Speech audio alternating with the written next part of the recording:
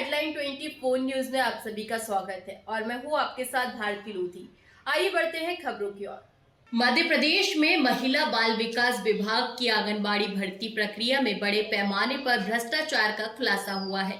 दतिया सहित प्रदेश भर में करोड़ों रुपए का घोटाला सामने आया है। दलित पिछड़ा समाज संगठन के राष्ट्रीय अध्यक्ष दामोदर सिंह यादव ने मीडिया के सामने आरोप लगाते हुए कहा कि छोटे जिले में ही 10 से 12 करोड़ रुपए की अवैध वसूली हुई है। फर्जी मार्कशीट, फर्जी बीपीएल कार्ड, नियम विरुद्ध नियुक्ति और अंतरिम सूचियों के प्रकाशन से साफ संकेत मिलते हैं कि पूरी प्रक्रिया में बड़े पैमाने पर गड़बड़ी हुई है।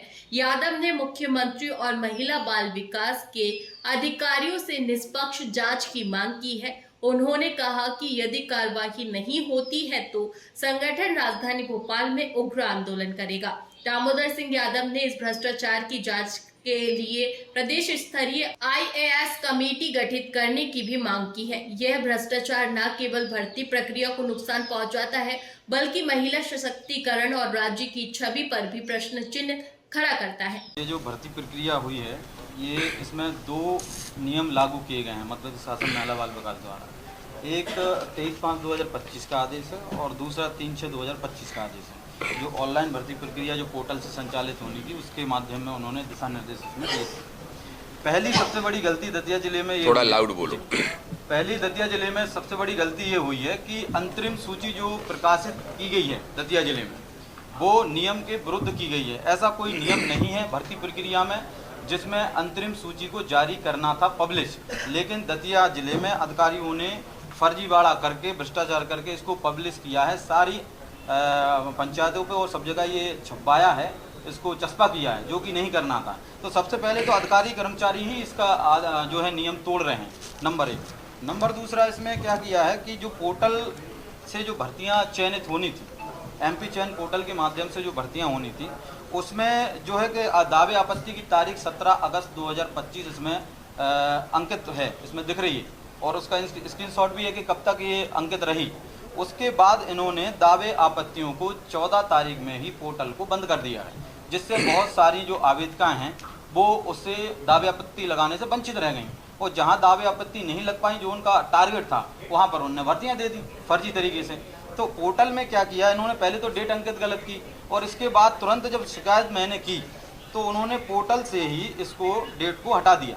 ये आपको हटी हुई दिख रही होगी, उसी तारीख में, उसी समय में, जिसका स्क्रीनशॉट ये बगल में है, कितनी तारीख को कितने बजे इन्होंने पोर्टल से हटाई। तो इससे स्पष्ट होता है कि प्रदेश के जो कर्मचारी हैं और वो भी वहाँ से मिले हुए हैं कि फर्जीवाड़ा हो रहा है। क्योंकि मैंने तत्काल ही श्री गोविंद सिंह रघुवंशी जी जो सहायक संचालक हैं, उनको मैंने व्हाट्सएप भी किया था हाल के हाल कि ये गलत है, इस पर तारीख आपने हटा दी है और बहुत सारे लोग दावे आपत्ति को रह गए हैं। लेकिन उन्होंने मुझे थोड़ी देर में रिप्लाई दिया, कॉल तो उठाया नहीं, थोड़ी देर में रिप्लाई दिया उन्होंने मुझे कि please check portal, do not show date, क्योंकि डेट उन्होंने हटा दी थी उसी टाइम में। तो जिससे स्पष्ट लगता है कि ये फर्जीवाड़ा प्रदेश से भी चल रहा है। इसके बाद ही उन्होंने फिर पोर्टल पे एक दूसरी गलती और की है कि 6 अगस्त 2025 को जो सूची, अनंतिम सूची जो पोर्टल पर प्रकाशित हुई है, उसके सामने कोई भी डेट अंकित नहीं शो हो रही है।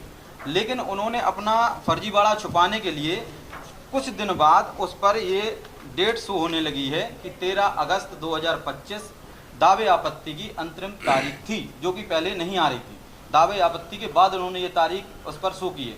अगर यही तारीख को पहले शो करते 13 तारीख से पहले, तो कोई भी आवेदका दावे आपत्ति लगाने से नहीं रहते, वंचित नहीं रहते। इसके बाद बहुत और जल्दी बताते जाओ। बहुत ही एक और मामला आया है कि जैसे खंड स्तरीय समिति की जो बैठक हुई है, उसके बाद खंड स्तरीय समिति की बैठक में क्या किया इन्होंने कि उनको ये पावर नहीं था कि किसी के डॉक्यूमेंट के आधार पर उनके नंबर काटें। उनको केवल इतना सा देखना था कि आवेदन में और जो अपलोड डॉक्यूमेंट हैं उनमें जो समानता है वो सही है या नहीं है, ना कि उनको दस्तावेजों के नंबर काटने थे। लेकिन उन्होंने भी फर्जीवाड़ा करके कई जगह पे, जैसे कि वार्ड नंबर 17-2 में महक कोरी हैं, इन्होंने BPL कार्ड अपलोड भी किया था, लेकिन इसके बाद भी उन्होंने इनके नंबर काट दिए। ये हाईलाइट है इस पर। ऐसे कई मुद्दे हैं, कई मामले ऐसे हैं, 10-15 और जाने कितने मामले हैं। इसी के आगे चलते हैं तो उन्होंने फिर फर्जी BPL कार्ड, मतलब जिसका फर्जी BPL कार्ड है और नगर पालिका इसमें प्रमाणीकरण दे रहा है कि ये हमारे यहाँ दर्ज नहीं है और फर्जी है, फिर भी अधिकारी इनको पहले नंबर पर अंकित कर रहे हैं, ना कि इनको हटा रहे हैं RGBPL काल के माध्यम से। फिर भी उनको पहले उस पर कर रहे हैं, क्योंकि सीधा सीधा दिख रहा है कि भ्रष्टाचार हो रहा है और पैसे का लेन देन किया जा रहा है। आगे और बढ़ते हैं पूरे भर्ती में, तो कई जगह पे एक बड़ा मुद्दा आया है कि जैसे नियम में स्पष्ट लिखा है कि जो आवेदिका जिस ग्राम की निवासी होगी या वार्ड की निवासी होगी वो वहीं से फॉर्म डाल सकती है, अन्यथा अन्य ग्राम से नहीं डाल सकती है। लेकिन ऐसे 25-26 प्रमाण हैं जहाँ के कोई निवासी है नहीं और उनको पहले नंबर पर रखा गया। मूल निवासी बोल रहा है दूसरे गाँव का और भर्ती प्रक्रिया में पहले नंबर पर उनको रख दिया है, जिससे स्पष्ट हो रहा है कि फर्जीवाड़ा बहुत ही बड़े पैमाने पर किया गया है। ऐसे कई प्रमाण और हैं मेरे पास, ये बहुत सारे प्रमाण जो मैंने आपको बताए हैं इससे सिद्ध हो। लिए आता हूँ उन्हीं मुद्दों पर लड़ने के लिए, आपके बीच में बात रखता हूँ।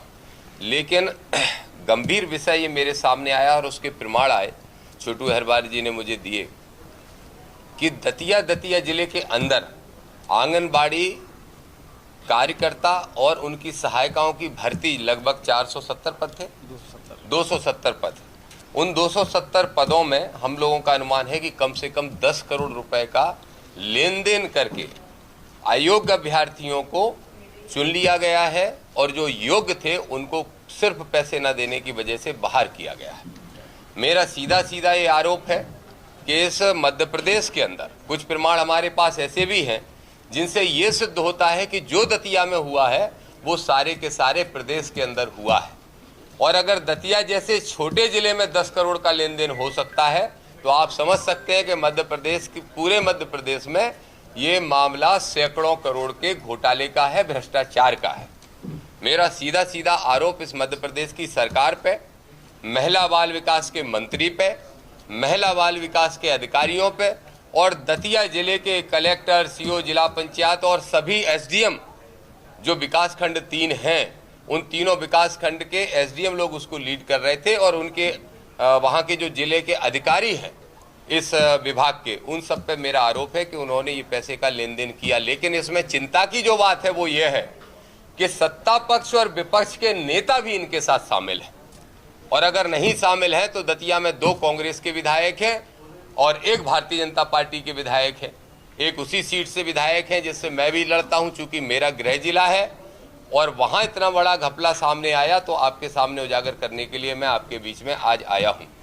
आपके माध्यम से सारे प्रमाण आज हम आपके सामने प्रस्तुत कर रहे हैं और ये मांग करेंगे मोहन यादव जी से, मुख्य सचिव जैन साहब से और जो समी मैडम है प्रमुख सचिव हैं महिला बाल विकास की अधिकारी, उनसे, और अभी हम उनसे मिलने भी जा रहे हैं, जिस रास्ते में अभी उनको फ़ोन किया था। ये हम उनसे मांग करते हैं कि तुरंत 3 IAS अफसरों की एक कमेटी बनाई जाए दतिया के लिए, सिर्फ IAS अफसरों की, वो भी जो भोपाल में पदस्थ हों, जिनका दतिया से सरोकार ना हो, और इसकी जांच कराई जाए। मैं दावे से कहता हूं कि ना सिर्फ 15-20 अधिकारियों के खिलाफ FIR होगी बल्कि उनके जेल जाने का काम होगा और कई अधिकारी इसमें सस्पेंड होंगे और बड़े बड़े अधिकारियों की भी जांच इसमें शुरू हो जाएगी। साथ में वो नेता भी बेनकाब होंगे, वो जनप्रतिनिधि भी बेनकाब होंगे जिसने इसमें बंदर बांट की है। जो सबसे मेन वहाँ का जिले का अधिकारी है उसने सारा पहला पैसा कलेक्शन किया और फिर सारे नेताओं को, अधिकारियों को मैनेज करने की कोशिश की। मैं धन्यवाद दूंगा मीडिया के साथियों को कि उनने कोशिश मीडिया के साथियों को भी मैनेज करने की थी, लेकिन मुझे इस बात का गर्व है कि मीडिया के कम से कम 80% साथियों ने उनका साथ नहीं दिया और इस मामले को पहले दतिया स्तर पर, संभाग स्तर पर उठाया। लेकिन चूंकि आज सरकार इतनी बहरी हो गई है कि जब तक मामला राजधानी में ना उठे तब तक सरकार सुनने को तैयार नहीं होती। तो आज हम आपके बीच में ये बात रख रहे हैं, इसके बाद अधिकारियों से और मुख्यमंत्री से मिलने भी जा रहे हैं।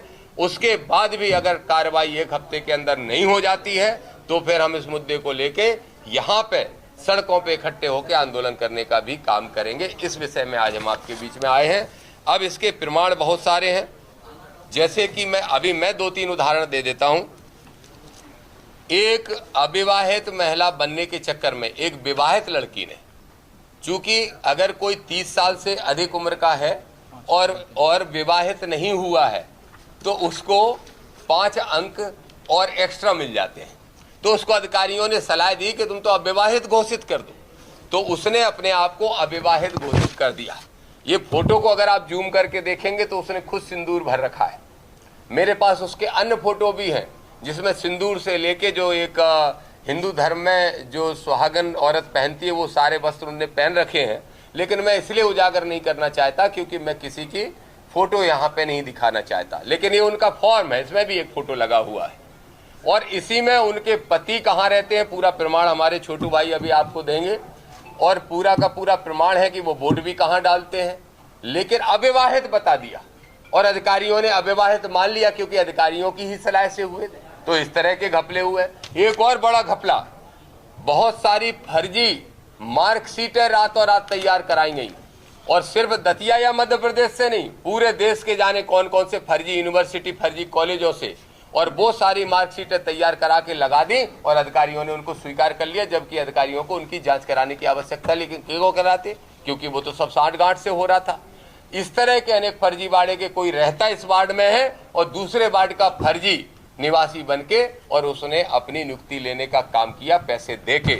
मेरा आरोप है, एक और गंभीर आरोप है कि दावे आपत्तियों की जो तारीख थी, निश्चित जो समय था, उसके 4 दिन पहले ही दावे आपत्तियों का पोर्टल ही बंद कर दिया जो प्रदेश से संचालित होता है। इसलिए मैं मानता हूं कि प्रदेश सरकार के लोग भी इसमें शामिल हैं और एक घोटाला पूरे प्रदेश का है। इसके साथ साथ एक और विषय है। फिलहाल के लिए इस खास खबर में इतना ही। देश विदेश की तमाम बड़ी खबरों को जानने के लिए देखते रहें हेडलाइन 24 न्यूज। नमस्कार।